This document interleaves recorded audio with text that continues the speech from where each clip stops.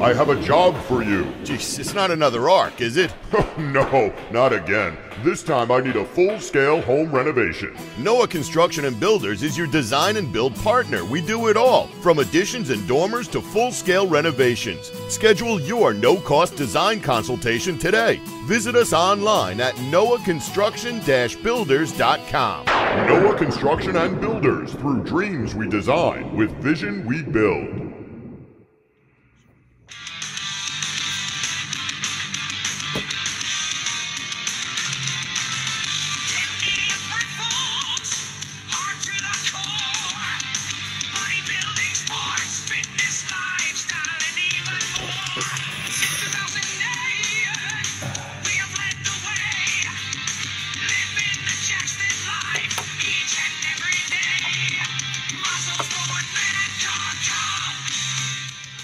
And welcome to Muscle Sport Media Live right here on WGBB Radio 95.9 FM, 1240 AM on your radio dial. Anthony is not here tonight. I will be your co-host tonight, Joe Pietara, because we have a good friend on the phone who has been on the show a few times before, and you guys know him well. But, of course, also Trevor behind the glass getting it all out there to you.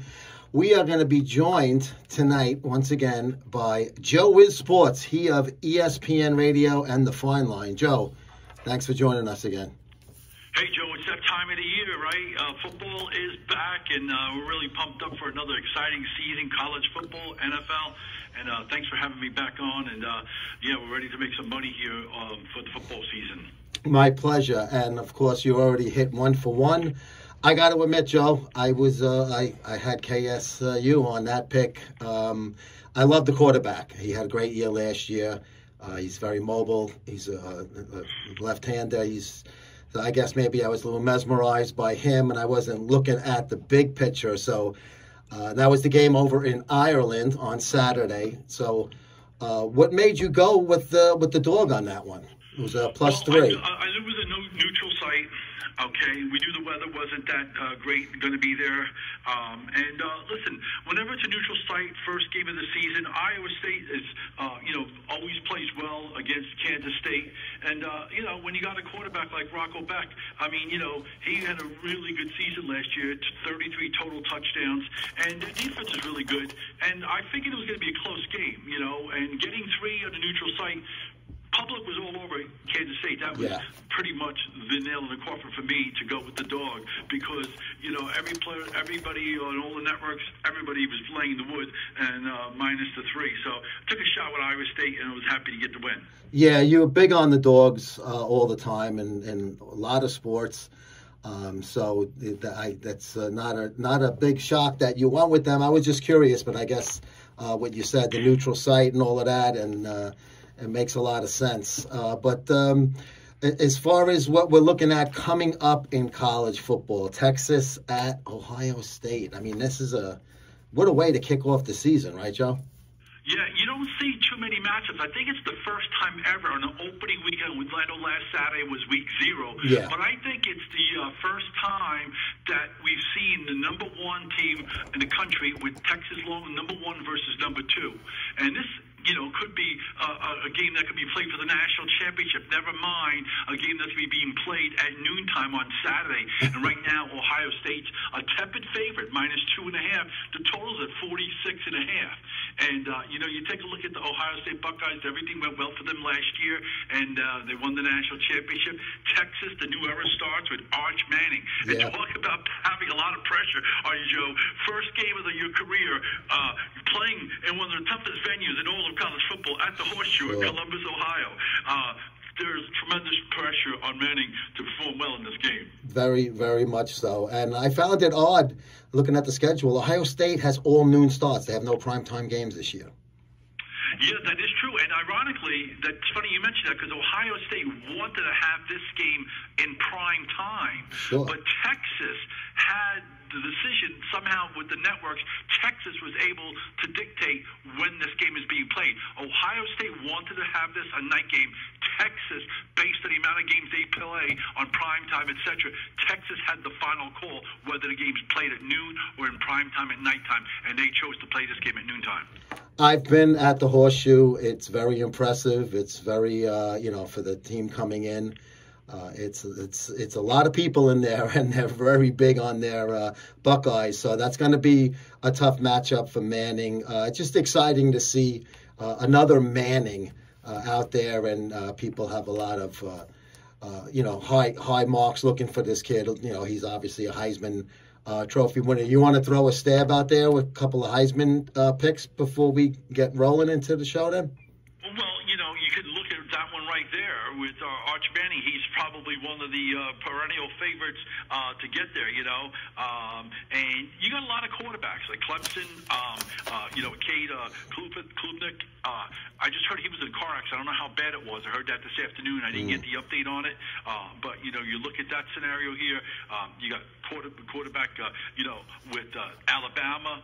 There's a lot of good Heisman, but to be honest with you, Joe, I don't put that much emphasis into the Heisman Trophy and all that stuff. And even, a lot of these sports books are having these betting the futures for that, and that's fine. Me, I like to just concentrate on what's happening, what's in front of me that week or that day, and that's where I like to make my money. Yeah. So what do you got going on for week one? What are some of the games that have jumped off the page to you that you're looking at?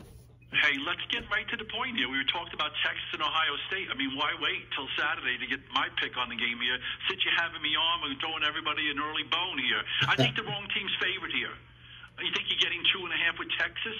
And, we talk about this a lot during on my show, which airs on 880 ESPN in New York every Saturday, 8 a.m. We talk about buying half points. And, this game could be another game that could be decided late. You're getting Texas. I think they got the better quarterback, and they certainly have the better defense. Ohio State has the name. They won the national championship here. I know you said you've been to the Horseshoe. It's been a tough venue here. But I think the wrong team's favored here. I had Texas favored by 2. I saw the line at 2.5. I took Texas +3 and a small play on the money line because I'm expecting Texas to win the game outright. But in case it's decided by a field goal, you always want to protect yourself. The opening line was 3. And those of you that are new out there listening to the show, whenever the line's at 2.5 and you're playing the dog, always buy the line at 3 this week. It's like having insurance. You don't plan on using it, but if someone rear-ends you and you're at the red light, you're protected. Same thing when the line's at 6.5 and 7. You want to buy. You never want to get burnt by the hook. So in my case, I'm playing Texas. The line's 2.5. I'm taking them +3, but I think they're going to do the money. I think they're going to win the game outright. So I'm taking the money line as well at +130. That hook can really come to. You don't want to get hooked. I know it's fishing season. It's August. You never want to get hooked. People have nightmares thinking about it all the time. Oh, I lost by a half point. You never ever want to get beat by a half point. Always protect yourself, especially when the line's at 2.5 and you're playing the dog, and 6.5 is going to 7. That hook can be very costly. Yep, definitely. Joe Wiz Sports from ESPN Radio joining us tonight on WGBB. Just want another thank you to our title sponsor, Noah Construction-Builders.com. No job too big nor small for Pete and the guys over at Noah. Check out their site. Check out their Instagram for some great before and after videos. Joe, I don't want to switch gears too much because I know we'll probably go back and forth, but when we had touch base before this, you wanted to mention a little bit about your World Series pick back in March, which at the time, in the beginning of the season, didn't look great. But guess what? It's a long season. Philadelphia and Boston. Now, what made you think of those two teams way back when during spring training? Well, everybody was picking the Mets because of Juan Soto, okay, and Clay Holmes, and neither one of them have lived up to their expectations. No. And listen, the Philadelphia Phillies have been knocking at the door, and they had the great, pitching scenario. The only problem with the Phillies now is they lost Zach Wheeler. Yeah, he's going to be out for the rest of the season. That's a problem. Yeah, but I still think the Phillies are going to be the team to beat out of the National League. I know the Milwaukee Brewers have been overachieving all season long. LA Dodgers have come down to earth, and they're in a dogfight right now with the San Diego Padres. Mm-hmm. But Phillies, I felt they were going to be right there. We were getting some value there. Meanwhile, the Boston Red Sox, nobody expected them. I knew they were a young team. I knew they would have to get things going. We knew that they had Crochet. Hey, they've overachieved and they played a little bit better than everybody expected. But we took a shot with them. Okay, we were, we thought that, who thought that Toronto would right now be in first place in the AL East? Everyone thought the Yankees would be there, but I felt that the Red Sox would be a live dog, and we took a shot with them. And I think that the Red Sox, when it's all said and done, I think they really have a shot because the American League is very weak. The Detroit Tigers have the best record in the American League, but they play in the Central, Joe, and they play they play Kansas City, they play Cleveland, Minnesota, and the White Sox City. They've kind of built up on a soft schedule. Meanwhile, out west, you don't know what you're going to get out of Houston. You don't know what you're going to get out of Seattle. They're in a dogfight right now. I do expect the Astros to hold on and win the West. But, it wouldn't shock me if we see the Red Sox and the Phillies in the World Series. It seems a lot more realistic than it did back in March. Yeah, no, definitely. And Boston has the Yankees number this year, but, besides last night. They've beat the Yankees, brains in this year. Head-to-head, and, Toronto's hot, Milwaukee's hot. Those aren't teams that win in the postseason for the most part anyway, so I don't have a lot of faith in those teams. Looking over in the senior circuit, like you said, the Dodgers and the Padres are going to, fight it out for that West. And the Phillies, the Wheeler injury is a killer, but they do have some depth in the pitching staff where I think they're going to be able to get by with it. And pitching is the reason why the Mets... I mean, listen, however they were doing it, smoke and mirrors beginning of the year, this very mediocre at best pedestrian starting rotation was pitching, lights out. They needed Senga and the Manaea to be the real Senga and Manaea this year. Both have had injury problems, and both have not looked good since coming back. So to me, that's the Mets thing. I'm a Met fan, but I didn't think they were going to, even with the addition of Juan Soto, were going to win the division. I thought they would qualify for a wild card probably, but I was not sold on that staff, and it's really been a disaster for them lately.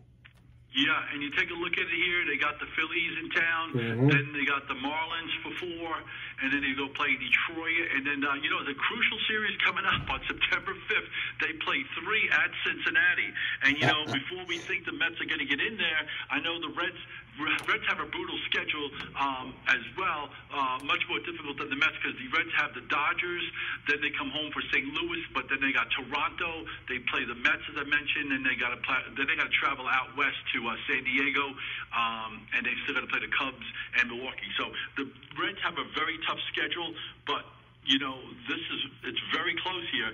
It wouldn't shock me if the Reds surpass the Mets and Mets didn't make the playoffs. Yeah, Hunter Green back tonight too, so they get their young star pitcher that they've had and who's been out. Yeah, so it's gonna be interesting. We'll see what happens going forward as far as the wild card goes. I don't think the Mets are going to be able to recover and do anything in that division, even with Phillies losing Zach Wheeler.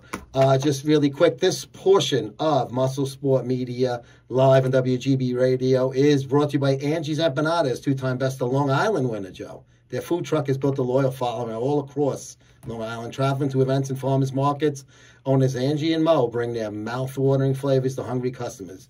Commitment to high-quality, local-source ingredients has made them a must-try favorite. Open Friday, Saturday, and Sunday at a local festival or market. Check their website, Angie'sEmpanadas.com, or the IG, Angie's Empanadas, LILLC, to find out where they'll be next. We only got a couple of weekends left of summer. Or if you want them at your event, maybe you're having a big Labor Day block party, give them a shout, and they'll come and bring their truck over. Angie'sEmpanadas.com. So I love empanadas. We got to get Angie and Mo's to come to Hoboken. We got like 10 trucks outside my window, literally every day here in Hoboken. We're spoiled. Really? And so Angie and Mo's, I heard their empanadas are great. I'd love to have them come out here. It's kind of a trip, but you never know, right? You never know. Hey, listen, money's money. If they make more than they spend on gas and tolls, it's worth it, right? Absolutely. Quick, we'll talk a little bit about the ponies for a little bit. Obviously, the Travers, very short field, 5 horses in it. Sovereignty just exploded on that last quarter, mile. and literally ran away with it. So talk a little bit about. You said you were down there. Yeah, I was up in Saratoga this weekend, and I like to normally go up during the Travers. And everyone was afraid of the crowd, but I love the crowd. The more people, the more energy. I love it, you know. I'm always at the main events wherever there is, and the Travers is certainly, the weather was great up there. Yeah. And it's not that bad of a drive from Jersey, where I was less than 3 hours, a little bit more than that, depending on traffic. But it was great. The whole race car was good. It was rather chalky, you know, and the Sovereignty, obviously, it was a very short field of just 5. We were expecting Asmussen and Ben Perkins, jockey, and Magnitude to set the pace and try and, you know, set blistering fractions. It never happened. That horse never fired. We were expecting that horse to take a big lead, and then we were expecting Sovereignty to fly right by him. But the race never materialized to what it was. Bracket Buster hung in for second, but Sovereignty is a horse in the class by himself. Next race we'll see him is at Del Mar, and he'll be going up against, you know, the older horses and stuff like that.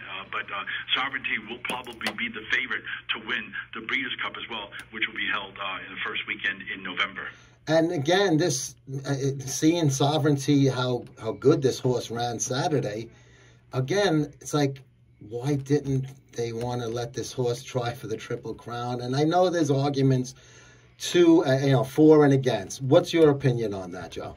I know you and I had discussed this the last time I was on the show, and I'm okay with it. The Godolphins, yes, you're right. Okay. Stables, they're multi-billionaires. They're, you know, the Arabs, they own, you know, so their priority. Winning the Triple Crown is not as prestigious as it has been in previous, you know, when no one's won it. But we've seen so many of them recently. Yes, so it wasn't that big of a deal. I was up at, up in Saratoga when American Pharaoh got beat. You know, when you take a look at it, it's not that important. The people understand. The fans want to see the Triple Crown, but the breeding aspect, and I think Mott made the right decision, you know, with his horse, winning it, and if he can somehow go in there and run up against, but he'll be up against some challengers there, because Sovereignty likes to close, but a horse like Sierra Leone is also a closer, and I think I can't wait to see the entries on all the horses that'll be at the Breeders' Cup. Big race coming up this weekend on the West Coast, the Breeders' Cup Classic. We'll see Fierceness there, so we'll see Journalism. That'll be Saturday on the West Coast at Del Mar in the Breeders' Cup Classic.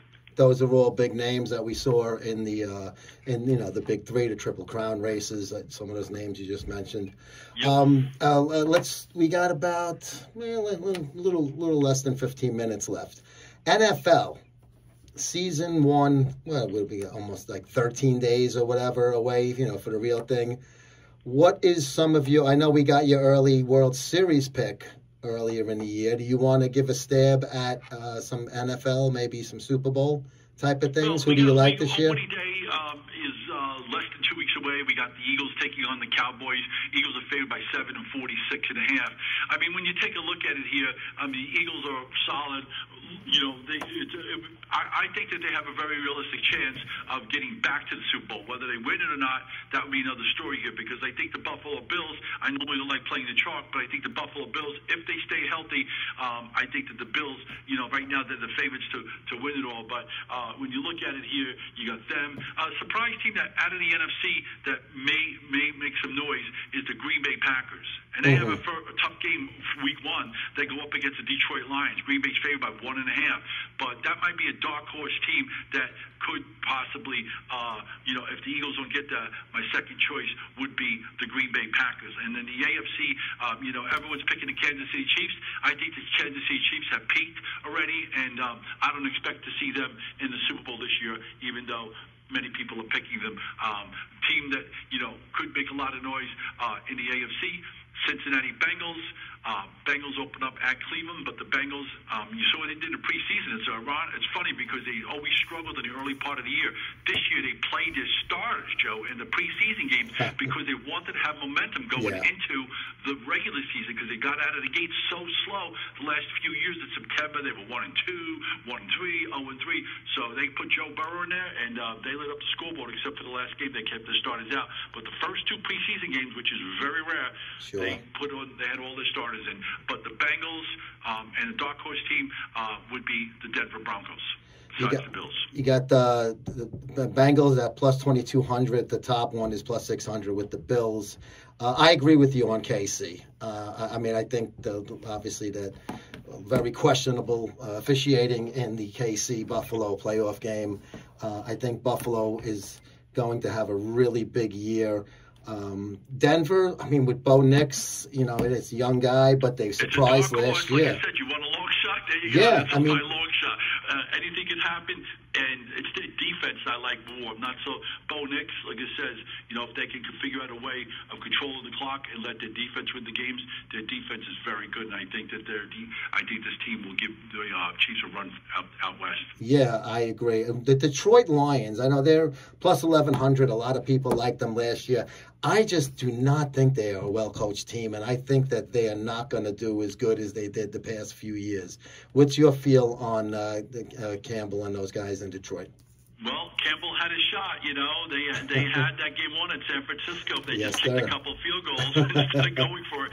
And, even when you look at it, the San Francisco 49ers, another team that, has snake bitten. The San Francisco 49ers should have beaten Kansas City when they played a couple of years ago. They had a 10-point lead in the fourth quarter, and they just couldn't do time management. And even when the most recent Super Bowl 2 years ago, they had it. Then McCaffrey fumbles in the first quarter, but 49ers were right there. But, the Lions, another team, their defense is very suspect. I don't expect teams. The reason why the Eagles won the Super Bowl last year is because of their defense. Their defense completely shut down Kansas City. The Lions' defense is always suspect, and I think that's going to be their pitfall again. I think the Eagles' defense is so much better than the Lions. Even though they're probably both not going to be contenders for even possibly a late wild card with the Jets, but since we are New York-based, Jets and Giants, what's your feel? We'll go Giants first, Joe. Well, I think the Giants have a little bit more stability. The Giants have a very good defense. They got Russell Wilson. I'd expect him to play, as long as he could take them, and then whatever happened when he bring Dart in. But once they bring Jackson Dart in, then that's pretty much they're waving the white flag that their season pretty much over because, he'll be a work in progress. And I think it's something to look forward to. But Russell Wilson, to Malik Neighbors, and the Giants' defense, if the Giants can somehow pull off one or two upsets in the early part, they got a very brutal schedule. I know that they open up at Washington, and I grabbed 7 in that game for week 1. That's one of my picks. Remember last year when the Giants played Washington, they had no field goal kicker, but the Giants had a chance to beat Washington because Washington wasn't playing that well. It was the early part of the year. Giants had no field goal kicker, and they had to go for it numerous times instead of kicking field goals. But I think the Giants plus 7 is a good live dog for week 1 of the NFL season. Jets, I actually like the Justin Fields move. I think the Bears made a boo-boo by getting rid of Fields to begin with and starting the process all over again. So I do like the signing of Justin Fields. I like that they gave some money to some of their younger players also. But it's the Jets, every year something always goes wrong. And it's just, I hate to say it, same old Jets, but I kind of feel that way. I think that they're going to be exciting. I think that Fields, they're not going to score a lot of points. I think they're going to be a team that's going to get into more field goal range than they are to possibly put 6 on the board. They have a pretty good defense, and they have some weapons on offense, even though they don't score a lot. That's why I think they'll at least move the ball a little bit. What do you feel about the new-look Jets with Aaron Glenn as the head coach?